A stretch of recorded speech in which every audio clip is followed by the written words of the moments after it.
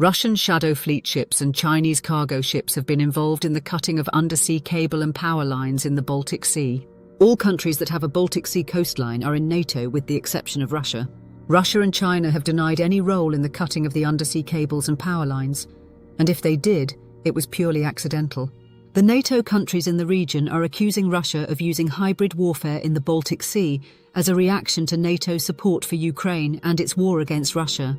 If Russia is involved in hybrid warfare in the Baltic, which appears to be the case, it is clear that NATO and Baltic countries are struggling with how to react to Russia's activities.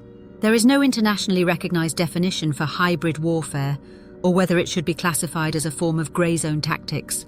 NATO defines hybrid warfare as: hybrid warfare entails an interplay or fusion of conventional as well as unconventional instruments of power and tools of subversion.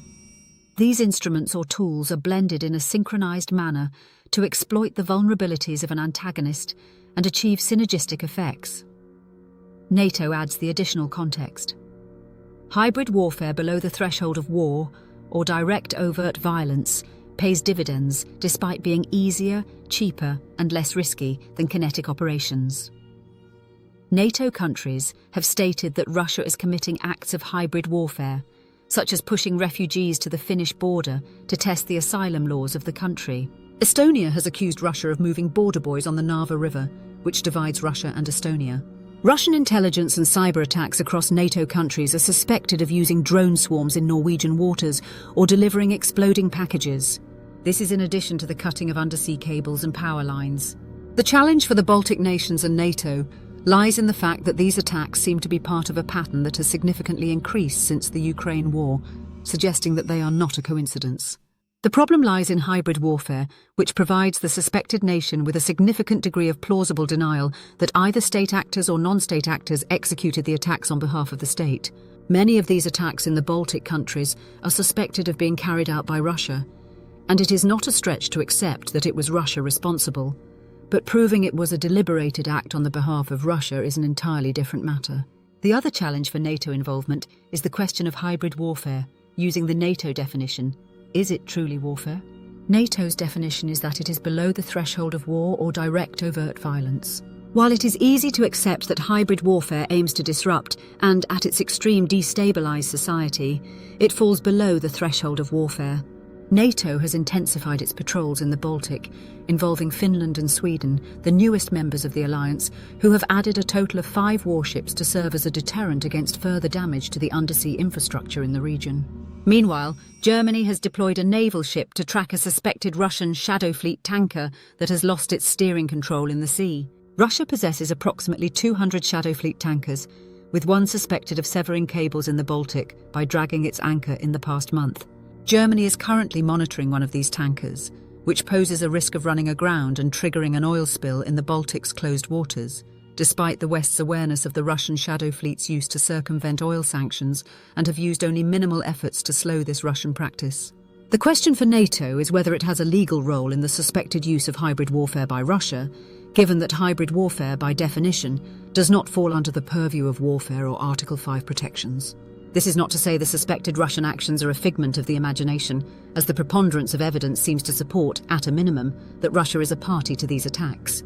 Since these are not kinetic attacks, but rather acts of sabotage or other criminal acts, they fall outside of military jurisdiction and are therefore outside of NATO. There is an example of how the US prefers to handle hybrid warfare and grey zone tactics in the Western Pacific. The US supports its allies in the Western Pacific and supports the policy of freedom of navigation based on the Western accepted international laws of the sea. China asserts a significant portion of the South China Sea, a claim that the US does not acknowledge. However, during the Obama administration in 2013, the US warned China that any of its claims or actions must be a law enforcement function managed by the Coast Guard, and the dispute should not become militarized by using naval forces. For the most part, the Chinese, the US, the Philippines and Japan have honored this. NATO navies in the Baltic Sea appear to be ineffective in preventing hybrid attacks, as they lack the ability to enforce laws against civilian ships, particularly those not involved in kinetic attacks or piracy. This is unless NATO wants to assume offensive actions or a blockade against the Russian ports in the Baltic. That would require Article 5 approval, which it will not get for such actions. The national navies, acting outside of NATO jurisdiction, can serve a support role unless a Baltic country wants to take offensive action against Russian civilian ships conducting suspected hybrid attacks. This is most likely not going to happen either. Either European countries or the European Union should enforce or add laws to enable their police, state prosecutors, or coast guards to conduct law enforcement actions, such as stopping, seizing, arresting, and prosecuting suspected vessels causing infrastructure damage on Russia's behalf. If Russia protests these moves and militarizes its actions, NATO, of course, has a role. However, until that time, NATO's role is limited to vigilance against Russian militarization and escalation outside of hybrid warfare. Countries clearly find it difficult to manage hybrid tactics and grey zone tactics, as evidenced by their experiences in the Western Pacific and the Baltic Sea. Unless the response is to immediately escalate to military power to stop such activities, which has already been rejected, the issue needs to be handled as law enforcement functions, diplomatic matters, or narrowly focused but intentionally effective economic sanctions for entities or individuals involved that use international borders of friendly governments to evade law enforcement action and prosecutions from the West. This approach lacks the satisfaction of seeing naval ships patrolling the high seas in search of perpetrators, as their impressive appearance belies their ineffectiveness in such actions. Unlike the current sanctions regimes against the Russians, the use of law enforcement or sanctions against hybrid warfare must be aggressive and not half-hearted. Otherwise, why bother?